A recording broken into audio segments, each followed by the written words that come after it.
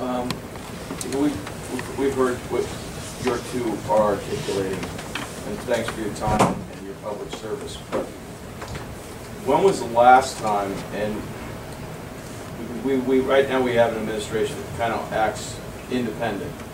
Have either one of you, being in your roles, when was the last time you actually had a conversation with the president, not Dennis McDonough or Valerie Jarrett, about what's going on over there and what he's thinking, and when was the last time he's come to Congress to actually seek your counsel that are supposed to be doing the work that we voted everybody into our country's legislative and White House branch? When was the last time you actually spoke to him about this issue? Again, not Dennis McDonough and not Valerie Jarrett. That he has actually sought the counsel of the Democratic Party in Congress that are on these committees. And for the Senate Democrats, it was last Wednesday. Last Wednesday. So it was last Wednesday. The president had the Senate Democrats to the White House. I've spoken to him personally over the course of both the Syrian conflict and the Iraqi conflict, maybe 2 or 3 times. Obviously, we have much more frequent conversations with his national security staff. But I don't complain of consultation. I think that the policy has been wrong at times, and I hope that the president's decision to come to Congress prior to military strikes in Syria has set a precedent that requires him to come to Congress should he propose anything more than a select number of military advisors and security personnel. What about you, Jim? I'm feeling like chopped liver right now.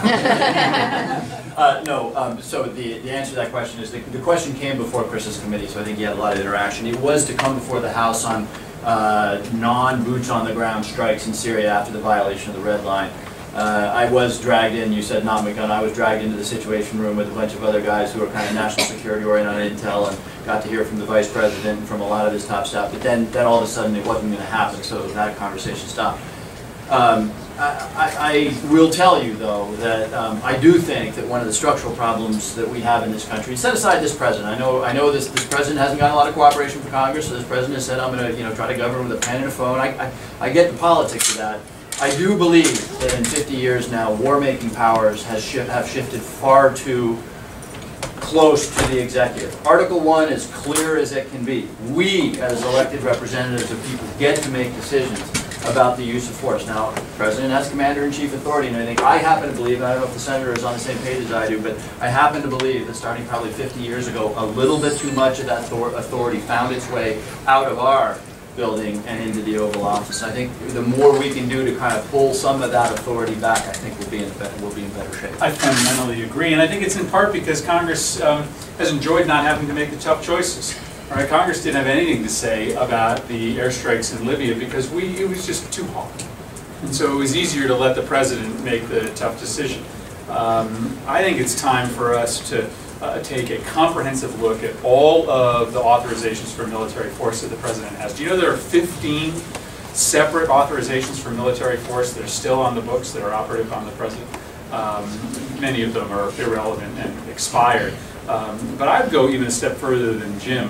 What I think is dangerous is not just the outsourcing that Congress has done to the president when it comes to foreign policy and military intervention, but the outsourcing that's happened within the administration. We've seen a wholesale shift of diplomatic responsibility moving from the State Department to the Department of Defense, and then military responsibility moving from the Department of Defense to the CIA and the NSA. We have major military operations now being done in a completely covert manner outside of the authorization of everyone except for the handful of people that serve on the Intelligence Committee. And when it comes to this exercise of nation building, it's not being done by the people that are actually trained in diplomacy and working with foreign governments. It's being done by the United States military, who are unbelievably capable, but it's not an institution that was built to do that kind of complicated hand-by-hand diplomacy. You don't think that's a bipartisan feeling? Oh, I think that is largely a bipartisan. Why can't we get it done? I mean, right now, you're getting into an election cycle. You're up for election.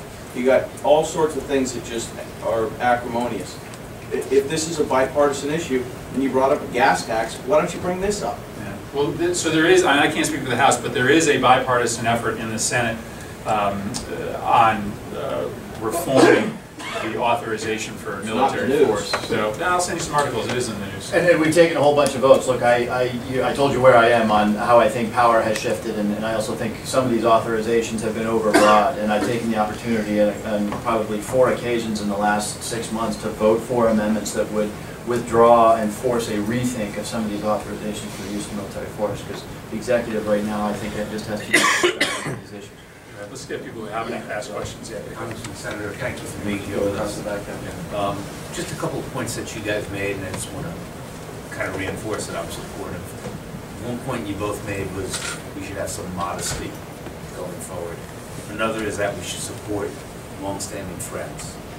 And the last one is that we do have strategic interests here. And I think it is complicated, but I think it's important that you balance those strategic interests. Thank you for your service. Thank you.